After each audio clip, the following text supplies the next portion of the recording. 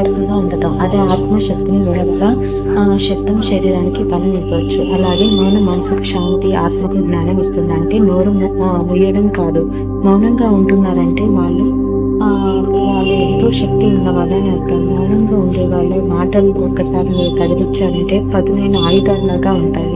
వాళ్ళు మాట్లాడితే మీరు మాటలు కూడా మాట్లాడలేరు. అంత పదునైన వ్యక్తిగా వాళ్ళ నోటి నుంచి మాటలు అనేది వస్తుంది. ప్రతి ప్రాణికి దాని ప్రారంభం ప్రకారం సృష్టికర్త నేర్పిస్తాడు. అలాగే సృష్టికర్త మనిషికి మాటలు ఇచ్చాడు. అలా ఏ ఇతర జీవ ప్రాణకోటికి ఈ మాటలు అనేవి రావు, ఒక మనిషికి తప్ప. ఎంత ప్రయత్నించినా సరే జరగనిది జరగదు కదా. అలాగే దాన్ని నివారించడానికి ఎంత ప్రయత్నించినా సరే జరగనున్నది జరగక మానదు.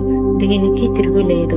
అదేవిధంగా అందువల్ల అన్నిటికన్నా శ్రేష్టమైన పద్ధతి మౌనంగా ఉండటం. మౌనంగా ఉండటం అంటే మనల్ని మనం మోసం చేసుకోకూడదు. ఎప్పుడు మౌనంగా ఉంటున్నారన్నా వాళ్ళు బలహీనులు కాదు. మౌనంగా ఉండేవారు చాలా బలవంతులు. ఎక్కువగా మాట్లాడే వాళ్ళు ఎక్కువ బలవంతులు కాదు, వాళ్ళు చాలా బలహీనుల కిందనే వస్తారు. ఎందుకంటే వాళ్ళు మౌనంగా ఉంటున్నారంటే మౌనం వలన చాలా లాభాలు ఉన్నాయి. మనిషి ఎక్కువ మాట్లాడితే తన ఆయుష్ను కోల్పోతాడు. తన ఆయుష్ని, బుద్ధిని, వివేకాన్ని కోల్పోతాడు. అదే ఎక్కువ మౌనంగా ఉంటే తన అవివేకంగా ఉండకుండా వివేకంగా ఉంటాడు. Thank you for watching.